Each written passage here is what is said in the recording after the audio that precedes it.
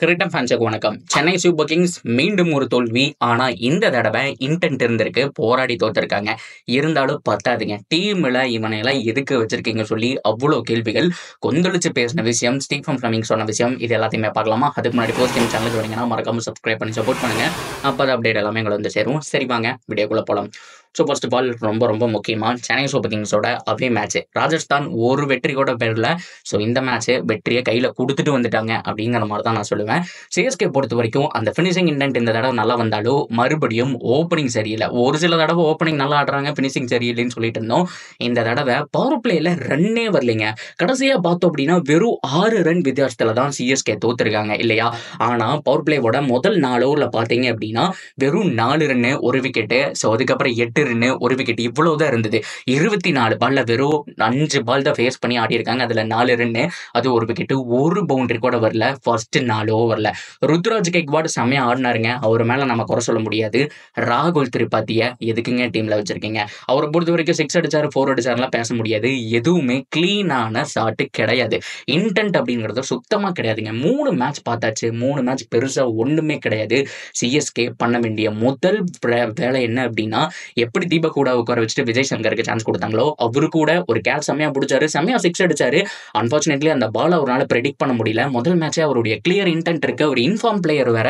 ஏன்னா இதுக்கு முன்னாடி நடந்த டோர்னமெண்ட் செம்மையா ஆடி இருக்காரு, ஃபார்ம்ல தான் இருக்காரு. அவரு ஓகே, தீபக் கூட பால் அவரை கொண்டு வந்தது ஓகே. ஆனா திரிபாத்தியை டிராப் பண்ணிட்டு ஒரு யங்ஸ்டருக்கு சான்ஸ் கொடுக்கணும். சித்தார்த் இருக்காரு, அது போக வந்துட்டு இன்னும் 2-3 சின்ன பசங்க இருக்காங்க. ஸோ இவங்க எல்லாருக்குமே சான்ஸ் கொடுக்கணும் அப்படின்னு பாக்குறேன். ஸோ பவுலிங்கை பொறுத்த வரைக்கும் குறை கிடையாதுங்க. ஸோ இன்னைக்கு நிறைய பேர் சொல்லலாம், ப்ரோ என்ன ப்ரோ சொல்றீங்க, 6 ஓவரில் 7 ரன் போயிடுச்சு, அஸ்வின்ல அடி வாங்கினாரு அப்படின்னா, ரொட்டேஷன்ல தான் ருத்துராஜ் தப்பு பண்ணிட்டாரு. பவர் பிளேலயே அஸ்வினுக்கு எப்பவுமே கொடுக்க கூடாது, அதெல்லாம் அந்த காலம்.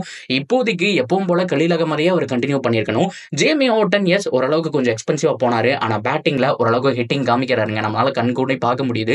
ஸோ அதனால என்ன பொறுத்த வரைக்கும் அவரை நெக்ஸ்ட் மேட்ச் டிராப் பண்றதுக்கான சான்ஸ் இல்லை. பவுலிங் ரொட்டேஷன்ல தான் பிரச்சனை பண்ணிட்டாங்க. அந்த இடத்துல நூர் அகமது வந்திருக்கணும், அப்படி இல்லைன்னா 6 ஓவர் அதாவது ஃபீல்டர்ஸ் எல்லாம் வெளியில போனதுக்கு அப்புறம் அஸ்வினுக்கு கொண்டு வந்திருக்கணும். ஸோ மற்றபடி ரொட்டேஷன்ல எந்த பிரச்சனையும் இல்லை. ஃபைனலாக கம்பேக்கை கொடுத்துட்டாங்க. பத்திரானா, கலீல் அகமது, நூர் அகமது 3 பேருமே பார்த்தோம் அப்படின்னா செமையா போடுறாங்க. அட்லீஸ்ட் ஒரு டீம்ல 5 பவுலர்ல 3 பேர் நல்லா போட்டாலே டோட்டல் வந்துட்டு கம்மியாக தான் வரும். ஸோ 220 230 போட வேண்டிய டார்கெட்டை ஸோ இங்கே 180ல சுருட்டி இருக்காங்க. அதுதான் நம்மளால பார்க்கக்கூடிய ஒரு விஷயமா இருக்கு. இப்போ பிரச்சனையே பேட்டிங் தான். ஸோ டாப் ஆர்டரை சரி பண்ணா மிடில் ஆர்டர் சரி பண்ணா டாப் ஆர்டர். இந்த தடவை நம்ம எல்லாருமே எதிர்பார்த்த மாதிரி தோனி வந்தாரு, மேலே வந்தாரு, அவர்னால முடிஞ்ச 4-6 அடிச்சாரு. அது மட்டும் இல்லாமல் கேவலமான ஒரு ஷாட் ஆடி தோனி அவுட் ஆகல. ஸோ அவர் அடிச்சது பார்த்தோம், கிளியரான ஒரு ஷாட் தான். ஆனால் கேட்ச் சிம்ரன் ஹெட்மயர் செம்மையா பிடிச்சாரு, அதனால கிரெடிட் கொடுத்தாங்கணும். ஸோ இதுல இன்னொரு மெயின் கல்பிரிட்டும் நம்ம கண்ணுக்கு தெரிகிறாரு. யாரு அப்படின்னா சிவம் தூபே. நிறைய பேர் நோட் பண்ணியிருக்க மாட்டீங்க, ஏன் அப்படின்னா லாஸ்ட் 2 சீசனா நல்லா ஆடி கொடுத்துருக்காரு.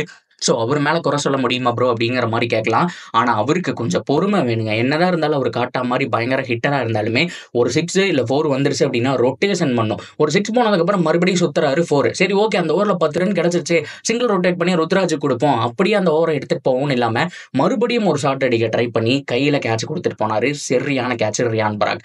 சிஎஸ்கே பொறுத்த வரைக்கும் மறுபடியும் சொல்கிறேன், பவுலிங் யூனிட்டில் எப்படியோ ஒரு சில ஓட்டைகள் தான் இருக்குது, சரி பண்ணலாம். ஆனால் பேட்டிங் யூனிட்டை மாற்றி அமைக்கணும். என்ன பண்ண போகிறாங்கன்னு தெரியல. திரிபாத்தியை உட்கார வச்சுட்டு யங்ஸ்டரை கொண்டு வரது ஒரு வழி, இல்லைன்னா ஜேமி ஓவர்டனை உட்கார வச்சுட்டு கான்வேவை கொண்டு வரணும். கான்வே, ரச்சின் ரவீந்திரா. ஸோ அதுக்கப்புறம் வந்துட்டு நீங்க பார்த்தோம் அப்படின்னா ருத்துராஜ் கெய்க்வாட், அதுக்கப்புறம் விஜய் சங்கர், MS தோனி, ஜடேஜா இப்படி வரலாம். ஆனால் ஃபினிஷிங் டிபார்ட்மெண்ட்ல ஒரு பேட்ஸ்மேன் ஷார்ட் அப்படிங்கிற மாதிரி இருக்கும். ஸோ ஓவராலாக நம்ம பார்க்கும்போது எல்லா பக்கமே அது மிஸ் ஆகிட்டு தான் இருக்கு. சிஎஸ்கே அந்த மிஸ் கால்குலேஷன் பண்ணிக்கிட்டே இருக்காங்க.